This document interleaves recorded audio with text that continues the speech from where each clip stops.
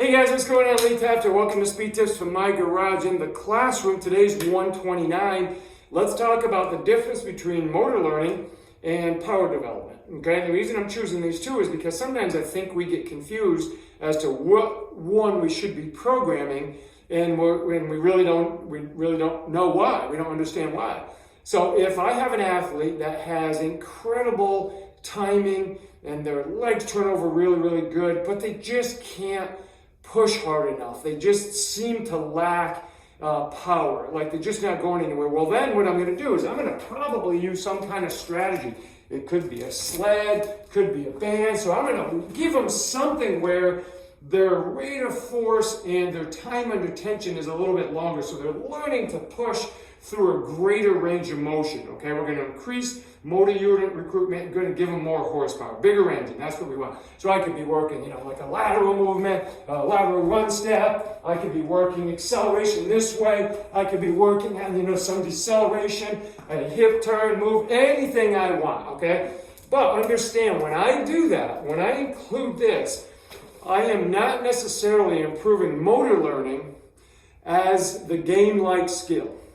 How that athlete is going to perform on a Tuesday night basketball game or a Sunday night NFL game or during the playoffs in the NBA is going to be more, or I should say better served if I concentrate on motor learning, which would be performing the skill in its natural state untethered, and we work on the ability of the athlete to contract, relax. And I believe that gets developed by more practice.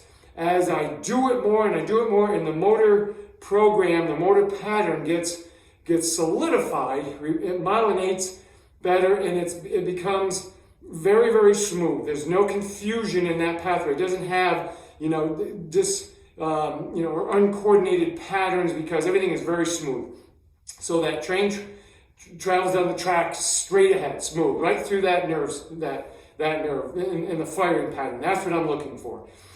But if I notice that athlete is just really good at it, but they are lacking power, then I'll go to this.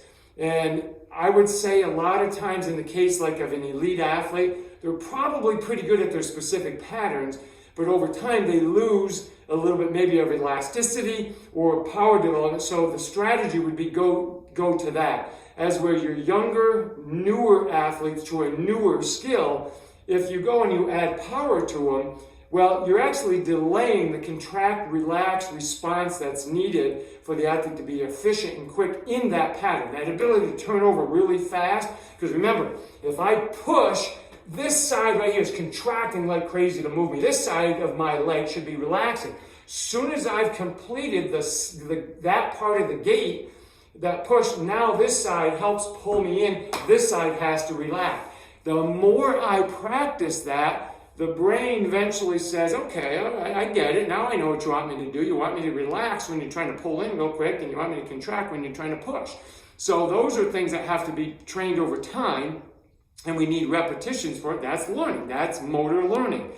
If we go ahead and we add this resistance to it, I'm taking that pattern that has been learned pretty well. It's been motor learned. Okay, the motor program, the patterning is pretty good, but I just need to give it some more horsepower. I need to increase my recruitment or maybe my time under tension to help recruit more motor units so that I can push harder. Okay, so it's that kind of yin and yang. You got to be able to push and pull back and forth, but you got to figure out what do the athletes need so that you can not inhibit one or the other, okay? If I need clean patterning, don't go adding a lot of power to something that's not very clean. Let them develop that first, and then you can add the power to it when we're talking about doing the specific pattern, okay? Hey, give it a shot. Love to get feedback on it. Hey, guys, we'll see you for number 130. Have an awesome day again.